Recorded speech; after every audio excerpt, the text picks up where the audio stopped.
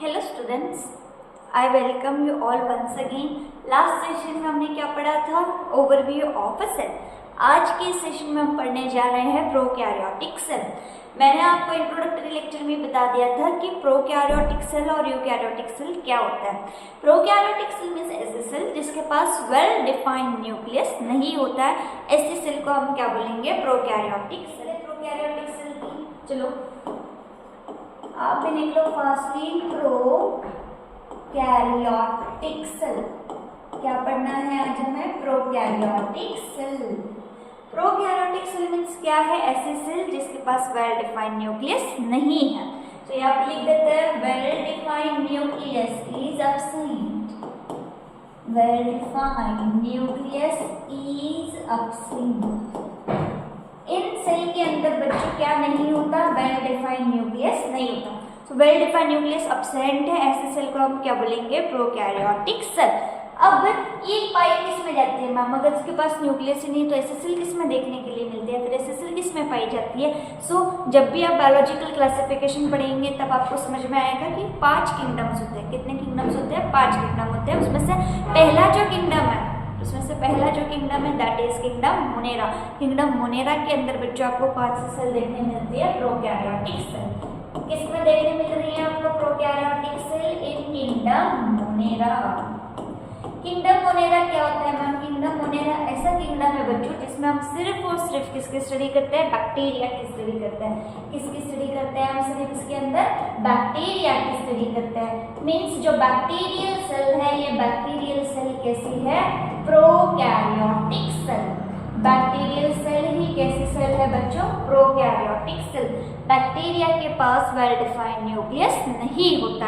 But इसका मतलब ये नहीं कि न्यूक्लियस नहीं है तो जेनेटिक मटेरियल भी नहीं होगा। जेनेटिक मटेरियल होता है इनके पास, बट वो न्यूक्लियस के अंदर इन्वेलप्ड नहीं होता है। किस तरह से में जो मेम्ब्रेन होती है, सेल के बाहर से जो मेम्ब्रेन होती है, उस मेम्ब्रेन को हम हमेशा क्या बोलते हैं? Cell membrane. इसमें भी क्या प्रेजेंट होगी बच्चों? Cell membrane. सेल मेम्ब्रेन को हमने एक और नाम दिया था, अगर आपको याद है तो कौन बताएगा? चलो, हाँ, वेरी गुड। क्या बोलते हैं इसे? Plasma membrane. सेल मेम्ब्रेन को ही बच्चों और में क्या बोला जाता है? प्लाज्मा मेम्ब्रेन बोला जाता है। सेल मेम्ब्रेन के बाहर से एक और लेयर होती है। प्रोकैरियोटिक सेल में सेल मेम्ब्रेन के बाहर से आपको क्या देखने मिलेगी? एक और लेयर। इस लेयर को बोला जाता है सेल वॉल। इस लेयर का नाम क्या है बच्चों? Cell wall. सेल वॉल ये किसके बाहर प्रेजेंट होगी? सेल मेम्ब्रेन के बाहर प्रेजेंट होगी। ठीक है, बट इतने में ही इसको प्रोटेक्शन मिल रही है क्या? नहीं। बैक्टीरियल सेल ये बहुत छोटी सेल है, प्रोकैरियोटिक सेल बहुत छोटी सेल है। तो सेल को प्रोटेक्ट करने के लिए बड़ी बड़ी लेयर्स चाहिए होगी। तो यहाँ पे 2 लेयर्स से काम नहीं चलता, एक और लेयर भी यहाँ पे फॉर्मेशन होता है। इस आउटर मोस्ट लेयर का नाम है बच्चों ग्लाइकोकैलिक्स। इस आउटर मोस्ट लेयर का नाम क्या है बच्चों? ग्लाइकोकैलिक्स। लिख दो यहाँ पे मैं ग्लाइकोकैलिक्स। ठीक है, अब देखो क्या बताया मैंने कि बैक्टीरियल सेल में और प्रोकैरियोटिक सेल में कितनी लेयर्स होती है? 3 लेयर्स होती है। आउटर मोस्ट लेयर है ग्लाइकोकैलिक्स की, उसके बाद में अंदर लेयर है सेल वॉल की। सेल वॉल के अंदर जो लेयर है वो किसकी है? सेल मेम्ब्रेन और प्लाज्मा मेम्ब्रेन की। यहाँ तक का पार्ट क्लियर है। अब यहाँ पे जो ग्लाइकोकैलिक्स है, ग्लाइकोकैलिक्स ये 2 तरह की होती है। कितनी तरह की होती है ग्लाइकोकैलिक्स? 2 तरह की होती है। अगर ग्लाइकोकैलिक्स इस तरह से थिक है, कैसे थिक मीन्स जारी, अगर ऐसी मोटी मोटी सी ग्लाइकोकैलिक्स की लेयर है तो इस मोटी ग्लाइकोकैलिक्स की लेयर को हम बच्चों क्या बोलेंगे? कैप्स्यूल। इसे क्या बोला जाता है? कैप्स्यूल। अगर ग्लाइकोकैलिक्स की लेयर कैसी है बच्चों? थिक, तो इसे क्या बोला जाता है? Capsule layer. समझ में आ रहा है? ग्लाइकोकैलिक्स अगर थिक है तो उसे हम क्या बोलेंगे? कैप्स्यूल। बट अगर वही यहाँ पे देखो ये कैसा है? थिन। ग्लाइकोकैलिक्स की लेयर अगर थिन है तो इसे क्या बोला जाता है? Slime layer. जैसे इंसान पतला होता है, दुबला पतला होता है, थिन होता है, उसे हम स्लिम बोलते हैं। वैसे यहाँ पे अगर ग्लाइकोकैलिक्स की लेयर थिन है तो उसे हम क्या बोल देंगे? Slime layer. ये हो गया ग्लाइकोकैलिक्स के बारे में। सेल वॉल क्या है? सेल वॉल यहाँ पे जो बच्चों है आपकी प्रोकैरियोटिक सेल वॉल जो होती है ये सेल्यूलोज वगैरह से नहीं बनती, ये बनती है पेप्टिडोग्लाइकन से। बैक्टीरियल सेल वॉल किससे बनती है? पेप्टिडोग्लाइकन। किससे बनी हुई है ये? पेप्टिडोग्लाइकन। प्रोकैरियोटिक सेल वॉल किससे बनती है बच्चों? पेप्टिडोग्लाइकन से बनती है। What is peptidoglycan? It is a complex sugar. क्या है ये कॉम्प्लेक्स शुगर है जो क्या बनाने में हेल्प कर रहा है? सेल वॉल बनाने में हेल्प कर रहा है। बट किसके सेल वॉल बनाने में हेल्प कर रहा है? प्रोकैरियोटिक सेल के सेल वॉल। सेल मेम्ब्रेन जो होती है बच्चों, यहाँ पे सेल मेम्ब्रेन किसकी बनी हुई होती है? फॉस्फोलिपिड की बनी हुई होती है। किसकी बनी हुई होती है? फॉस्फोलिपिड। यूकैरियोटिक सेल वॉल भी फॉस्फोलिपिड की बनती है। प्रोकैरियोटिक सेल मेम्ब्रेन भी किससे बनती है? आपकी फॉस्फोलिपिड से बनती है। ठीक है, ये हो गई इसके बाहर की लेयर्स। किसके बाहर की लेयर से बच्चों? ये प्रोकैरियोटिक सेल।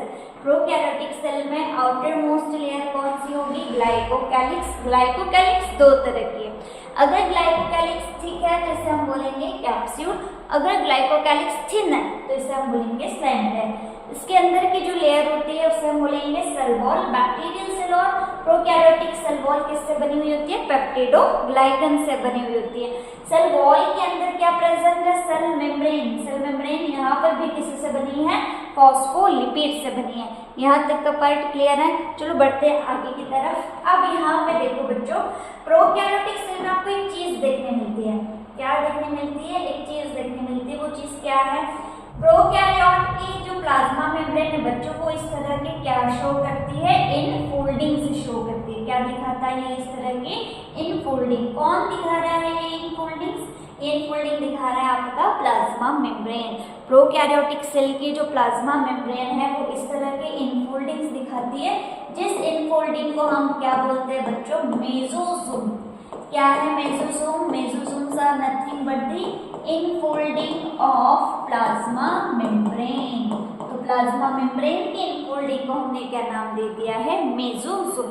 अब मेसोसोम तीन फॉर्म में पाए जाते हैं। अगर मेसोसोम इस तरह से है तो इसे क्या बोला जाता है बच्चों? लैमेला। अगर इस फॉर्म में है तो इसे हम क्या बोल देंगे? लैमेला। ठीक है, अगर आपके मेसोसोम ट्यूब की स्ट्रक्चर में, ऐसे ट्यूब लाइक स्ट्रक्चर में, तब इन्हें क्या बोला जाता है? टिब्यूल्स। तब इन्हें क्या बोला जाता है? टिब्यूल्स। और अगर ऐसे डॉटी स्ट्रक्चर में तब इसे हम क्या बोलेंगे? वेसिकल्स। क्या बोला जाता है? वेसिकल्स। सो मेसोसोम ये कितने फॉर्म में पाया जा रहा है? तीन फॉर्म में पाया जा रहा है, lamella, then tubules and vesicles. ठीक है, जो भी मैं आप मेसोसोम कर रहे हो, मेसोसोम ये क्या करता है? क्यों होता है ये मेसोसोम? तो बच्चों प्रोकैरियोटिक सेल के पास वेल डेवलप्ड ऑर्गेनेल्स होते हैं क्या? नहीं होते। सेल मेम्ब्रेन बाउंड ऑर्गेनेल्स नहीं होते, तो इसके पास ऑर्गेनेल ही नहीं है, तो इसका सारा काम करेगा कौन? तो वो सारा काम करने का जिम्मा यहाँ पे कौन उठा रखा है? आपका मेसोसोम। तो मेसोसोम यहाँ पे कुछ फंक्शंस प्ले करता है, वो फंक्शंस हम यहाँ पे पढ़ते हैं। पहला जो फंक्शन आपका मेसोसोम यहाँ पे प्ले करेगा कैलेंडर में फंक्शन, किसके ये फंक्शंस? मेसोसोम। पहला फंक्शन है that is cell division. Cell divide करने में ये क्या करता है बच्चों? हेल्प करता है। दूसरा इसका काम है DNA replication. DNA replication means DNA की कॉपी बनाना। एक डीएनए है, एक डीएनए के दो डीएनए बनाने हैं, उसे हम क्या बोलते हैं? रेप्लिकेशन। सो डीएनए रेप्लिकेशन में हेल्प करेगा। तीसरा ये क्या करेगा? एंजाइम सिक्रेशन करेगा, या फिर कुछ तो भी ये सिक्रेशन करता है। सिक्रेशंस के अलावा इसका काम क्या है? सबसे रोल जो इम्पोर्टेंट रोल है, ये क्या करता है? सरफेस एरिया जो है बच्चों, सरफेस एरिया क्या करता है? इंक्रीज करता है। सेल का सरफेस एरिया बढ़ाने का काम किसका होता है? आपके इस मेसोसोम। इसके साथ साथ मेसोसोम और क्या करने में हेल्प करता है? रेस्पिरेशन। रेस्पिरेशन मीन्स एनर्जी का फॉर्मेशन करने में भी मेसोसोम इस सेल को क्या करता है बच्चों? हेल्प करता है। तो समझ में आया? इनफोल्डिंग्स जो होती है, किसकी इनफोल्डिंग है? आपके प्लाज्मा मेम्ब्रेन की। प्लाज्मा मेम्ब्रेन के इनफोल्डिंग्स को हमने क्या नाम दिया है? मेसोसोम। मेसोसोम कितने फॉर्म में पाया जाता है? तीन फॉर्म में। पहला है लैमेला, दूसरा है टिब्यूल, तीसरा है वेसिकल। मेसोसोम के कितने फंक्शन से होते हैं बच्चों? वैसे तो बहुत सारे फंक्शन है, मैंने यहाँ पे कितने लिस्ट किए हैं? 5 फंक्शन लिस्ट किए। पहला फंक्शन है that is cell division.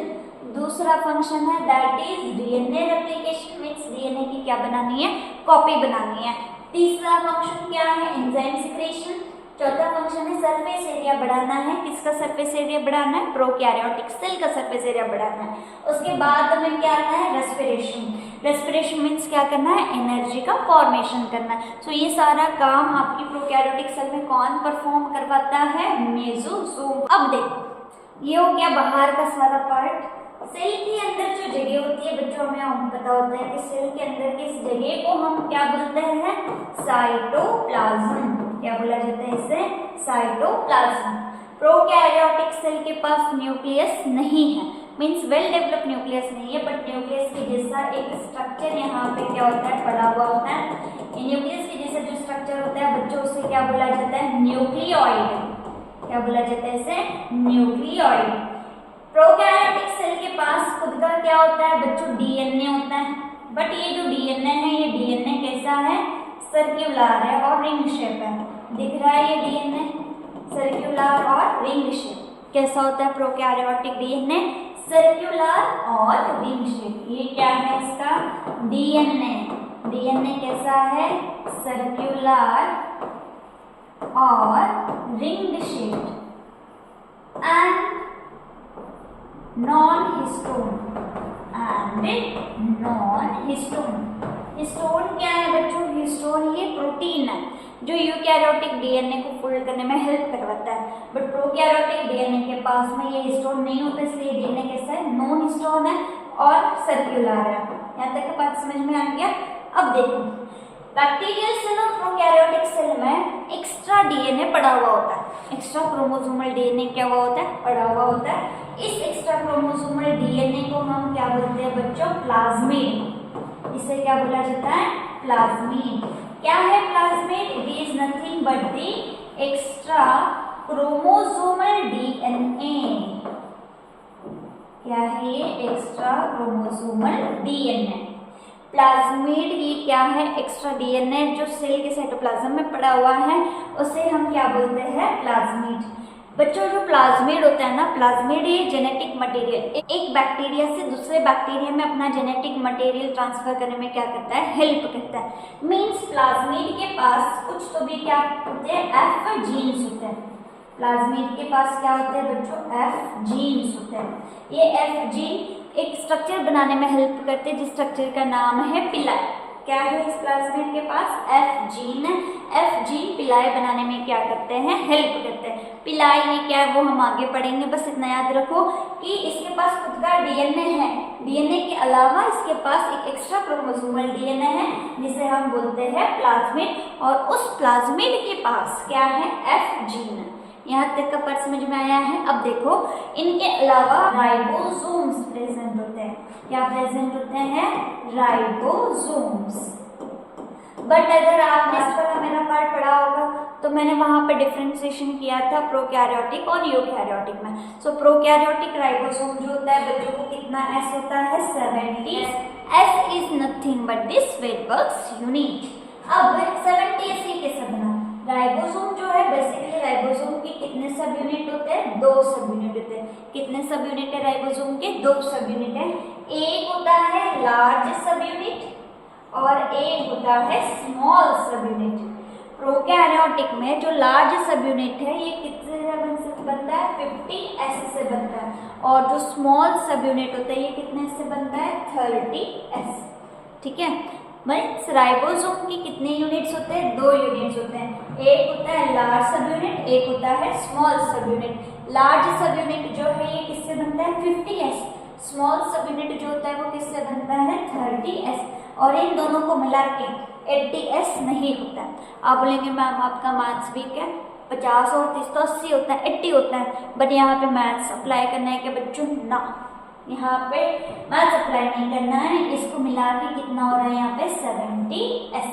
So prokaryotic ribosomes हमेशा कैसे होंगे? 70s। राइबोसोम्स का काम क्या होता है? राइबोसोम्स का काम होता है प्रोटीन सिंथेसिस करने में हेल्प करवाना। यहाँ पर लिख रही हूँ मैं, राइबोसोम्स का काम क्या होता है? Help in protein synthesis. Synthesis means क्या है बच्चों? प्रोटीन बनाना है। तो प्रोटीन बनाने में राइबोसोम क्या करता है? हेल्प करता है। ठीक है। जब भी आप आगे ट्रांसलेशन ट्रांसक्रिप्शन की प्रोसेस पढ़ेंगे तब आपको समझ में आएगा कि राइबोसोम से प्रोटीन कैसे बनता है। प्रोटीन बनाने के लिए कुछ प्रोसेसेस होती है, ट्रांसक्रिप्शन होता है, ट्रांसलेशन होता है, उन्हें हम सेंट्रल डोग्मा बोलते हैं, बट वो इतना डिटेल में अभी हमें यहाँ पे नहीं पढ़ना है। नेक्स्ट लेक्चर्स में, नेक्स्ट चैप्टर्स में हम वो डिटेल में डिस्कस करेंगे। यहाँ तक की चीज़ें क्लियर है। अब क्या है आपका ये जो प्रोकैरियोटिक सेल है, प्रोकैरियोटिक सेल में कुछ ऐसे ग्रैन्यूल्स पाए जाते हैं जो ग्रैन्यूल्स कुछ तो भी चीजें क्या करते हैं अपने अंदर स्टोर करते हैं। फॉर एग्जांपल अगर ये ग्लाइकोजन स्टोर कर रहा है, क्या स्टोर कर रहा है ये ग्लाइकोजन, तो इन्हें बोला जाता है ग्लाइकोजन ग्रैन्यूल्स। क्या बोला जाता है इन्हें? Glycogen granules. कुछ ग्रैन्यूल्स ऐसे होते हैं जो क्या स्टोर करेंगे? फॉस्फेट, तो इन्हें बोला जाता है फॉस्फेट ग्रैन्यूल। क्या बोलते हैं बच्चों इन्हें? Phosphate granule. और ये जो ग्रैन्यूल्स होते हैं, इन्हीं ग्रैन्यूल्स को हम क्या बोलते हैं? Inclusion bodies. इन्हीं ग्रैन्यूल्स को क्या बोला जाता है बच्चों? Inclusion bodies. समझ में आ रहा है? प्रोकैरियोटिक सेल अपने अंदर कुछ तो भी चीजें स्टोर करता है। ग्लाइकोजन ये फूड, ग्लाइकोजन जिसमें स्टोर कर रहा है उन्हें बोलेंगे ग्लाइकोजन ग्रैन्यूल, जिसमें फॉस्फेट स्टोर कर रहा है उसे बोलेंगे फॉस्फेट ग्रैन्यूल। और ये ग्रैन्यूल्स मिला के क्या बनती है? इंक्लूजन बॉडीज बनती है। सो यहाँ तक का पार्ट समझ में आया है। ये है बेसिक आपकी प्रोकैरियोटिक सेल। अभी ये पार्ट खत्म नहीं हुआ है। देखो अब क्या है, बाकी रह गया है जो आपकी सेल होती है बच्चों। सेल के बाहर से आपको अलग अलग तरह के क्या देखने मिलते हैं? प्रोजेक्शंस देखने मिलते हैं। अलग अलग प्रोजेक्शंस मीन्स अगर अब यहाँ पे तो जगह नहीं है तो मैं काम करती हूँ, मैं नहीं हूँ जल्दी जल्दी। ये क्या थी? Cell membrane. सेल मेम्ब्रेन के बाहर क्या था बच्चों? Cell wall. सेल वॉल के बाहर क्या था? ग्लाइकोकैलिक्स। ग्लाइकोकैलिक्स कितने इसकी थी? 2। ठीक है तो कैप्सूल, थिन है तो स्लाइमी है। ठीक है, यहाँ तक का पार्ट क्लियर है। अब हमें अंदर का पार्ट यहाँ पे नहीं लेना है, बाहर का ही मतलब पढ़ना है। अब यहाँ पे क्या होता है कि आपके ऐसे छोटे छोटे सेल के बाहर से ऐसे छोटे छोटे हेयर लाइक स्ट्रक्चर्स होते हैं। हेयर मीन्स जैसे आपके बाल नहीं होते हैं क्या छोटे छोटे हाथों के ऊपर, वो क्या करते हैं? आपको प्रोटेक्ट करने में हेल्प करते हैं। वैसे यहाँ पे ये हेयर लाइक स्ट्रक्चर्स होते हैं। इन हेयर लाइक स्ट्रक्चर्स को क्या बोला जाता है बच्चों? सीलिया। क्या है cilia? It is hair like structure. इस हेयर लाइक स्ट्रक्चर को क्या नाम दिया गया है? सीलिया। अब ये बैक्टीरिया, इस बैक्टीरिया को किसी चीज की मूवमेंट कराना मीन्स इसके आसपास में बहुत ज्यादा कीचड़ होगा तो उस कीचड़ को उसको साफ करना है। तो उस मूवमेंट में उसको हेल्प कौन करता है? सीलिया। और ये सीलिया इसको प्रोटेक्ट करने में भी क्या करता है? हेल्प करता है। इतना ही नहीं होता है, सीलिया से एक और थोड़ा सा बड़ा सा प्रोजेक्शन होता है। इस तरह से सीलिया से थोड़ा सा जो बड़ा स्ट्रक्चर होता है, इस बड़े से स्ट्रक्चर को हम क्या बोलते हैं बच्चों? फिम्ब्रे। इस बड़े से स्ट्रक्चर को क्या बोला जाता है? फिम्ब्रे। फिम्ब्रे का काम क्या होता है? अधेशन। फिम्ब्रे का काम क्या है? अधेशन। अधेशन मीन्स होल्डिंग। अब सपोज करो आपने ऐसा पानी पी लिया या फिर ऐसा खाना खा लिया जिसमें कोई बैक्टीरिया मिक्स हुआ होगा। वो बैक्टीरिया खाने के साथ या पानी के साथ आपके कहाँ पे जाएगा? डाइजेस्टिव सिस्टम में जाके कहाँ पे अटक जाएगा? आपके इंटेस्टाइन में। अब इंटेस्टाइन से तो आपका जो अनडाइजेस्टेड फूड है, फिकल मैटर है, ये क्या हो जाएगा? बॉडी के बाहर निकल जाएगा। बट इसको बॉडी से बाहर निकलने के बैक्टीरिया को नहीं, तो ये बैक्टीरिया क्या करता है? आपके इंटेस्टाइन को ऐसे पकड़ के रखता है कि नहीं नहीं मुझे नहीं जाना है, मुझे मत लेके जाओ, मुझे मत लेके जाओ, नहीं मुझे नहीं जाना है। सो बैक्टीरिया होल्ड करने के लिए, बैक्टीरिया को होल्डिंग में कौन हेल्प करता है? फिम्ब्रे। ये समझ में आ गया। देन इसके अलावा जो मैंने आपको अभी अभी प्लाज्मिड पढ़ाया था, प्लाज्मिड के पास क्या थे बच्चों? एफ जीन्स थे। क्या थे प्लाज्मिड के पास? F gene. एफ जीन जो स्ट्रक्चर यहाँ पे बना रहा होता है, उस एफ जीन के स्ट्रक्चर को हम बोलते हैं पिलाई। एफ जीन क्या बनाता है बच्चों? पिलाई बनाता है। दिखाई दे रही है पिलाई? पिलाई फिम्ब्रे से थोड़ा सा कैसा है? बड़ा है और ये थिक होता है। क्या है फिम्ब्रे? सॉरी पिलाई ये थोड़ा सा इलोंगेटेड है और थिक स्ट्रक्चर है। इसका काम क्या है? पहले तो इसका नाम लिख देते हैं। ये क्या है बच्चों? पिलाई। पिलाई कौन बना रहा है? F gene. कौन बनाता है पिलाई? F gene. एफ जीन किसमें था बच्चों? प्लाज्मिड में था। किसमें था? एफ जीन प्लाज्मिड में। प्लाज्मिड का जो एफ जीन है उसने क्या बनाया है? पिलाय बनाया है। ये पिलाय क्या करता है? कॉन्जुगेशन करता है। क्या करवाता है ये पिलाय? कॉन्जुगेशन। अब ये क्या है मैम? कॉन्जुगेशन मीन्स क्या होता है? कॉन्जुगेशन बच्चों एक प्रोसेस है जिसमें एक ऑर्गेनिज्म अपना जो जेनेटिक मटेरियल है वो दूसरे ऑर्गेनिज्म के अंदर ट्रांसफर करवाता है। जैसे कि देखो, ये एक बैक्टीरिया है, ये दूसरा बैक्टीरिया है। इस बैक्टीरिया के पास क्या प्रेजेंट है? ये पिलाय प्रेजेंट है। क्या प्रेजेंट है? पिलाय। यहाँ पे इसका क्या होगा? Genetic material that is plasmid. Plasmid एक एक्स्ट्रा क्रोमोसोमल डीएनए मींस ये भी क्या एक तरह का जेनेटिक मटेरियल। ये पिलाय के थ्रू क्या किया जाता है? इस पिलाय के थ्रू ये जो जेनेटिक मटेरियल है ये इस सेल के अंदर ट्रांसफर किया जाता है। पिलाय की हेल्प से एक बैक्टीरिया अपना जेनेटिक मटेरियल किसमें दे रहा है? दूसरे बैक्टीरिया में दे रहा है। इस प्रोसेस को हम क्या बोलते हैं बच्चों? कॉन्जुगेशन। अब जिसके पास पिलाय है उसे हम बोलते हैं मेल, जिसके पास नहीं है उसे हम क्या मान लेंगे? फीमेल। बिकॉज जो भी जेनेटिक कैरेक्टर्स होते हैं वो हमेशा मेल बॉडी से ट्रांसफर होके कहाँ पे आते हैं? फीमेल बॉडी में आते हैं। सो यहाँ पे भी जो ट्रांसफर करा रहा है वो बैक्टीरिया कौन है? मेल। तो इसके बेसिस पे हम बता सकते हैं कि जिस बैक्टीरिया में प्लाज्मिड पाए जाते हैं, एफ जीन वाले प्लाज्मिड पाए जाते हैं, वो बैक्टीरिया या वो प्रोकैरियोटिक सेल कैसी है? मेल की जैसी है। और जिसमें नहीं है वो कैसी है? फीमेल की जैसी है। तो यहाँ से जेनेटिक मटेरियल का एक्सचेंज हो रहा है। किसके थ्रू हो रहा है? पिलाय के थ्रू हो रहा है।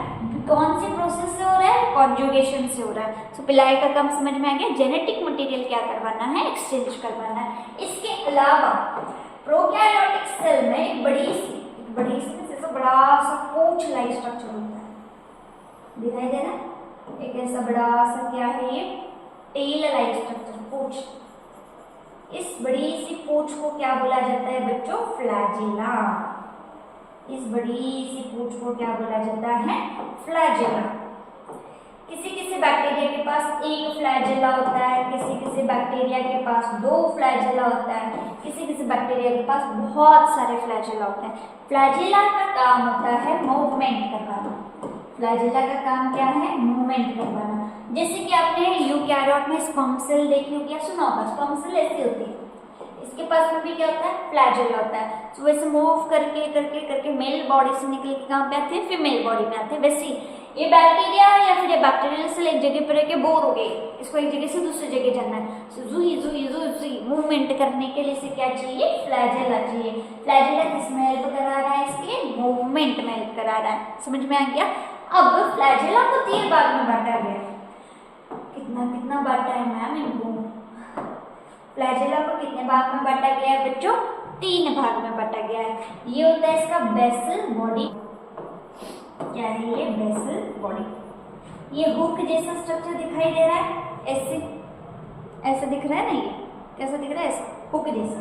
इसे बोला जाता है हुक। हुक जैसा दिख रहा है तो हुक बोलेंगे। ये जो है इसे हम क्या बोलेंगे? फिलामेंट। इसे क्या बोला जाता है बच्चों? फिलामेंट। आ गया समझ में? कितने पार्ट होते हैं फ्लैजिला के? 3, basal body, hook and filament. So ये है आपके प्रोकैरियोटिक सेल के बाहर की चीजें कि इनके पास क्या क्या है। पहला इनके पास होता है सीलियम, दूसरा इनके पास क्या है बच्चों? फिम्ब्रे, जो क्या करने में हेल्प कर रहा है? होल्डिंग। तीसरा इनके पास क्या है बच्चों? पिलाय। पिलाय क्या करवाता है? कॉन्जुगेशन। मतलब एक बैक्टीरिया से जेनेटिक मटेरियल दूसरे बैक्टीरिया में ट्रांसफर करवाता है। ये बनाने में हेल्प कौन करता है? F gene. एफ जीन किसमें प्रेजेंट है? प्लाज्मिड में प्रेजेंट है। इसके अलावा क्या प्रेजेंट होता है? फ्लैजिला। अगर ये बैक्टीरिया कैसा है? मोटाइल है तो। मोटाइल मीन्स मोटा नहीं, मोटाइल मीन्स क्या होता है? जिसको मूवमेंट करता है। जो बैक्टीरिया मूवमेंट करते हैं उन बैक्टीरिया को हम बोलते हैं मोटाइल। सो मोटाइल है तो मोटिलिटी किसके थ्रू आती है? फ्लैजिला के थ्रू। मीन्स फ्लैजिला यहाँ पे क्या करवाने हेल्प कर रहा है? मूवमेंट करवाने में हेल्प करवा रहा है। फ्लैजिला के कितने पार्ट है? 3, basal body, hook and filament. यहाँ तक का पार्ट क्लियर है बच्चों? ठीक है। अब बैक्टीरिया के 2 टाइप्स होते हैं। कितने टाइप होते हैं बैक्टीरिया के? 2 type. There are 2 types of bacteria. और प्रोकैरियोटिक सेल कितने टाइप की होती है? 2 टाइप की होती है। किसके बेसिस पे? On the basis of cell wall. किसके बेसिस पे है? Cell wall. सेल वॉल के अंदर स्टेनिंग टेक्निक की जाती है। क्या करी जाती है? स्टेनिंग। सेल वॉल बोलो या फिर स्टेनिंग के बेसिस पर बैक्टीरिया और प्रोकैरियोटिक सेल कितने भाग में बंटी है बच्चों? 2 भाग में बंटी है। एक होता है ग्राम पॉजिटिव और एक होता है ग्राम नेगेटिव सेल। क्या है? एक सेल है ग्राम पॉजिटिव जबकि एक सेल है ग्राम नेगेटिव। अब ये ग्राम पॉजिटिव और ग्राम नेगेटिव क्यों बोला जाता है? थोड़ा सा रिमाइंड करो। अभी हमने पढ़ा था कि सेल वॉल जो है, ये सेल वॉल थी। सेल वॉल किससे बनी थी बच्चों? पेप्टिडोग्लाइकन से बनी थी। किससे बनी थी सेल वॉल? पेप्टिडोग्लाइकन से बनी थी। सो ये पेप्टिडोग्लाइकन क्या करवाता है? स्टेनिंग कराने में हेल्प करता है। स्टेनिंग मीन्स क्या है? कलर लेने में हेल्प करता है। बैक्टीरिया को रंगना है, होली खेलता है बैक्टीरिया, तो रंगना है, रंग रहा है मीन्स किसके थ्रू रंगता है? वो स्टेनिंग के थ्रू, और उस प्रोसेस को हम बोलते हैं स्टेनिंग। तो जो बैक्टीरिया के कितने टाइप है बच्चों? 2 types on the basis of staining. किसके बेसिस पर है 2 type? On the basis of staining. Staining means हमें बैक्टीरिया को क्या करना है? रंगना है। कौन कौन से है 2 टाइप? पहला है दैट इज ग्राम पॉजिटिव और दूसरा है दैट इज ग्राम नेगेटिव। अब मैम इन्हें ग्राम पॉजिटिव ग्राम नेगेटिव क्यों बोलते हैं? किलोग्राम में होते हैं कि या फिर कुछ ग्राम में पाई जाती है? नहीं, इनका वेट यहाँ पे ग्राम में नहीं है। ग्राम ये जो वर्ड है किसके थ्रू आया है? एक साइंटिस्ट, जिन साइंटिस्ट का नाम था बच्चों सर हांस क्रिश्चियन ग्राम। क्या नाम था इनका? सर हांस क्रिश्चियन ग्राम। ये वो महान ज्ञानी इंसान थे जिन महान ज्ञानी इंसान ने टेक्निक दी थी, जिस टेक्निक को हम क्या बोलते हैं बच्चों? Staining technique. क्या दिया था इन्होंने? टेक्निक दी थी जिसे हम क्या बोलते हैं? Staining technique. स्टेनिंग मीन्स रंग करने की टेक्निक दी थी। तो रंगने के बाद अगर बैक्टीरिया कलर ले रहा है तो वो हो गया ग्राम पॉजिटिव। अगर वो नहीं ले रहा है तो उससे हम बोल देंगे ग्राम नेगेटिव। तो ये स्टेनिंग टेक्निक किसने दी थी? सर हांस क्रिश्चियन ग्राम ने दी थी।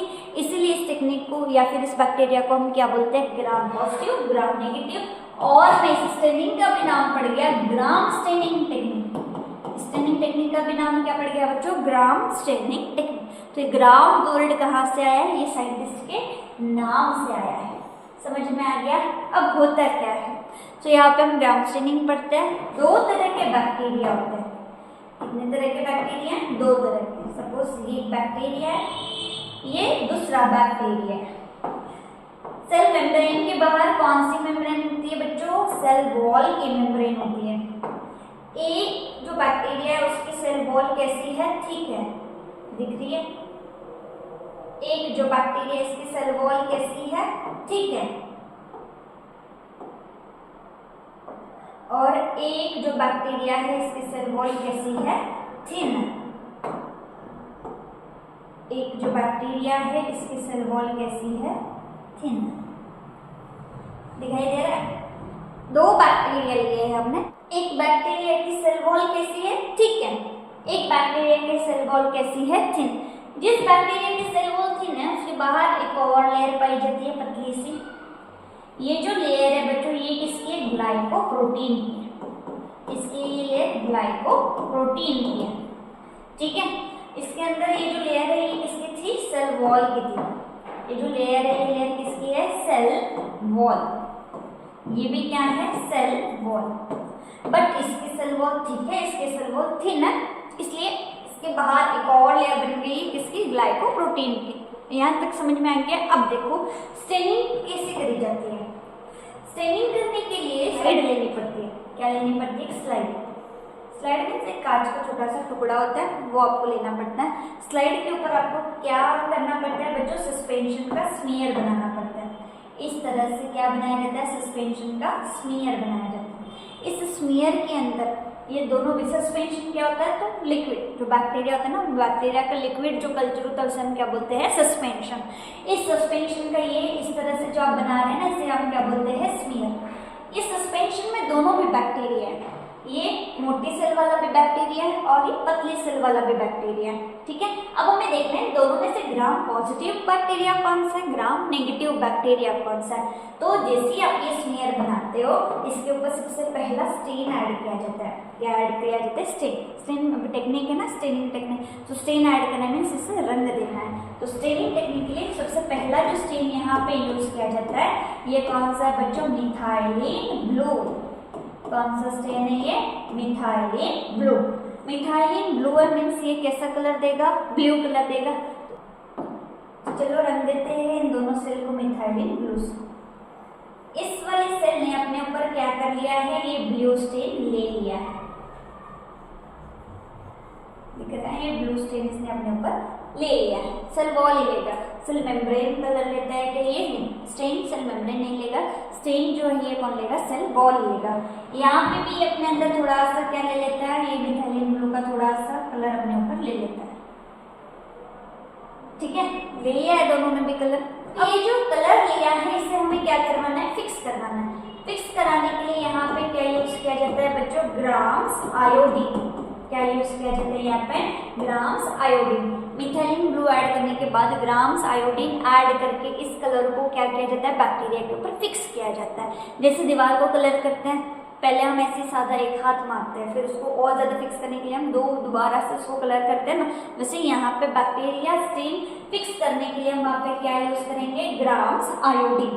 इसके बाद वहाँ पे इनके ऊपर हम क्या ऐड कर देंगे? अल्कोहल। यहाँ पे आपको क्या ऐड कर देना है? अल्कोहल। यहाँ पे जो अल्कोहल होता है बच्चों, ये इसका कंटेंट बहुत ज्यादा होता है, ठीक है। Content means it is approximately 99%। तो 99% अल्कोहल आपको इसके ऊपर क्या करना है? यूज करना है। जब आप इसके ऊपर अल्कोहल ऐड करते हो तब क्या होता है? ये जो सेल वॉल है, ये सेल वॉल का पेप्टिडोग्लाइकन, ठीक है, तो उसने कलर ले लिया है। कलर लेने के बाद वो उस कलर को छोड़ता है क्या? नहीं छोड़ता। उस कलर को छोड़ता है क्या? नहीं छोड़ता है। बट यहाँ पे ये थिन है, ये सेल वॉल के ऊपर जो ब्लू कलर आया था, ये ब्लू कलर को क्या कर देता है? रिलीज कर देता है। ब्लू कलर को इसने क्या कर दिया? रिलीज कर दिया। सेल वॉल का मन नहीं था कि मेरा ब्लू कलर मुझे छोड़ के चले जाए, पर ये ग्लाइकोप्रोटीन बोलता है कि नहीं, इसको हम नहीं रखेंगे, इसको हम निकाल देते हैं। चलो अब अल्कोहल आ गया, उफ मैं अल्कोहल से नहा लिया, उस कलर को निकालो, मुझे अल्कोहल नहीं पसंद है। तो ये इस कलर को क्या करना पड़ता है? मजबूरी में निकालना पड़ता है। बट अब ये बैक्टीरिया ट्रांसपेरेंट है, हमारा तो एक ही बैक्टीरिया कलर हुआ है ना, ये वाला। तो हमें ये वाला बैक्टीरिया कैसे दिखेगा? तो ये देखने के लिए हम एक और स्टेन ऐड करेंगे, जिस स्टेन का नाम है सैफ्रेनिन। कौन सा स्टेन ऐड करना है बच्चों में? सैफ्रेनिन। सैफ्रेनिन या तो रेड कलर में स्टेन करेगा या फिर पिंक कलर में स्टेन करेगा, ठीक है।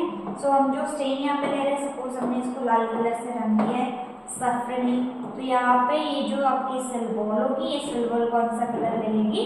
रेड कलर ले लेगी। मीन्स ये रेड स्टेन होगा और ये ब्लू स्टेन होगा। मिथाइलिन ब्लू लिया था, लिख देते हैं। इसने अपने ऊपर कौन सा स्टेन लिया है? मिथाइलिन ब्लू स्टेन लिया है। इसने अपने ऊपर कौन सा स्टेन लिया है बच्चों?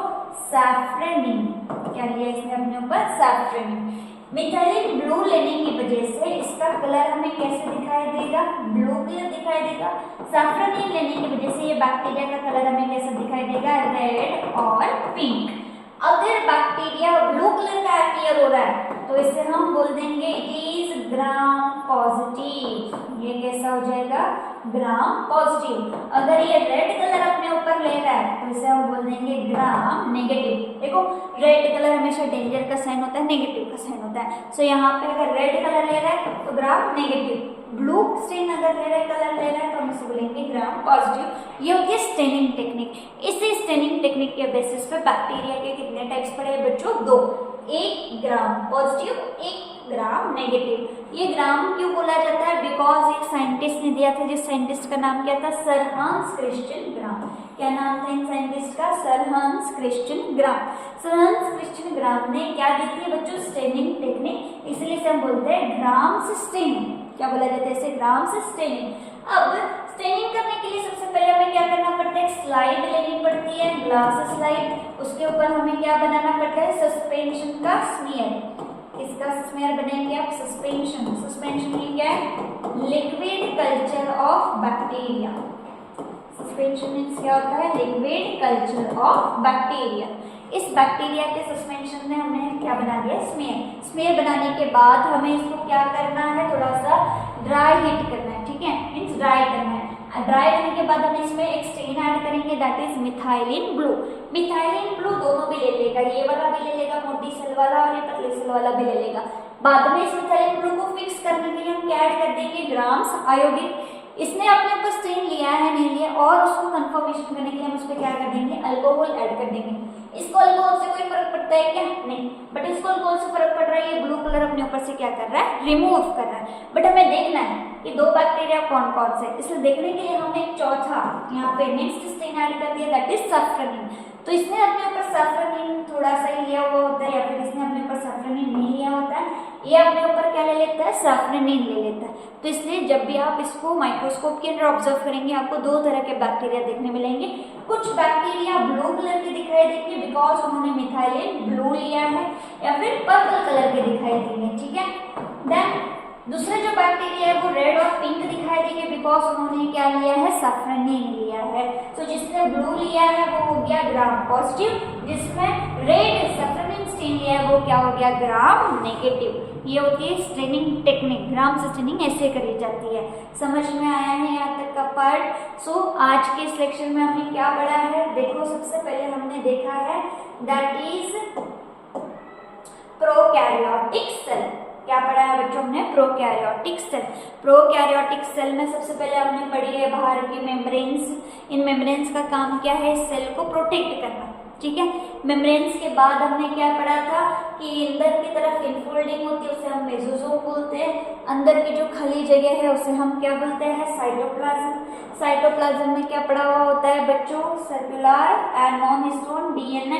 इसके अलावा एक और एक्स्ट्रा वाला पार्ट पढ़ा होता है दैट इज प्लाज्मिड। देन इसके पास न्यूक्लियस नहीं होता है, बट ऑफ कोर्स इसके पास में क्या होता है, न्यूक्लियोइड्स होते हैं। इसके अलावा राइबोसोम है, बट कैसे है, 70S राइबोसोम्स है। इसके अलावा और क्या होता है प्रोकैरियोटिक सेल में, इंक्लूजन बॉडीज होती है, ये पढ़ा था हमने। इसके बाद में हमने क्या देखा था, इसके बाद हमने देखा था बच्चों की जो सेल है आपकी, सेल के बाहर से कुछ तो भी आपको प्रोजेक्शंस देखने मिलते हैं। अगर हेयर लाइक स्ट्रक्चर है तो उसे हम बोलेंगे सीलिया, जो मूवमेंट करने में या फिर उसको प्रोटेक्ट करने में क्या करता है, हेल्प करता है। बेसिकली इसका काम क्या है, सेल को प्रोटेक्ट करना, ठीक है। उसके बाद में हमने पढ़ा था क्या होता है, फिम्ब्रे। फिम्ब्रे का काम है अडेशन और होल्डिंग करके रखना। उसके अलावा और क्या पढ़ा था हमने, पिलाई। पिलाई किससे बना है, एफजीन। किसके एफजीन से, प्लाज्मिड के एफजीन से, जो क्या करवाता है, कॉन्जुगेशन। कॉन्जुगेशन क्या है तो मैंने आपको यहाँ पे एक्सप्लेन किया है। देन उसके बाद में हमने क्या पढ़ा है कि इसके पास और क्या होता है, फ्लैजिला। फ्लैजिला कब होगा, अगर बैक्टीरिया मोटाइल है तो ये मूवमेंट में क्या करवाएगा, हेल्प करवाएगा। फ्लैजिला के 3 पार्ट है, basal body, hook and filament. ये हमने बाहर का प्रोजेक्शन पढ़ लिया। देन इसके बाद में हमने क्या पढ़ा, बैक्टीरिया के कितने टाइप है, बेसिकली 2 टाइप है। किसके बेसिस पे ये 2 टाइप, स्टेनिंग के बेसिस पे। स्टेनिंग टेक्निक किसने दी थी, सर हंस क्रिश्चियन ग्राम ने दी थी, इसलिए हम उसे क्या बोलते हैं, ग्राम से स्टेनिंग। तो सबसे पहले उन्होंने क्या किया है, एक स्लाइड ली है, उस पर स्मेयर बनाया है, इसके ऊपर हमने अलग अलग स्टेप बाय स्टेप्स क्या ऐड किए हैं, आपके स्टेन्स ऐड किए। स्टेन ऐड करने के बाद हमें पता चला एक कुछ बैक्टीरिया है जो मिथाइलिन ब्लू स्टेन ले रहे हैं, कुछ बैक्टीरिया है जो सैफ्रनिन ले रहे हैं। जो ब्लू स्टेन लेगा वो होगा ग्राम पॉजिटिव, जो नहीं लेगा वो होगा gram negative. So I hope आपको प्रोकैरियोटिक सेल अच्छे से समझ में आया होगा। अगर प्रोकैरियोटिक सेल में आपको किसी भी तरह के डाउट्स है, कुछ भी प्रॉब्लम है, तो आप मुझसे बेसिकली शेयर कर सकते हैं। इनके अलावा प्रोकैरियोटिक सेल में बच्चों पिगमेंट्स भी होते हैं, कुछ प्रोकैरियोटिक सेल पिगमेंटेड भी होते हैं। सो पिगमेंट्स भी उनके साइटोप्लाज्म में ही भरे पड़े होते हैं, ठीक है। आज का वीडियो आपको कैसा लगा कमेंट करके जरूर बताइएगा। मिलते हैं नेक्स्ट वीडियो के अंदर। डिफरेंसेस पढ़ेंगे हम plant cell and animal cell. क्या पढ़ेंगे नेक्स्ट इसमें हम, differences between animal cell and plant cell. Then हम स्टार्ट कर देंगे आपकी यूकैरियोटिक सेल का स्ट्रक्चर। सो तब तक के लिए अपना ध्यान रखना। Tata bye bye, see you.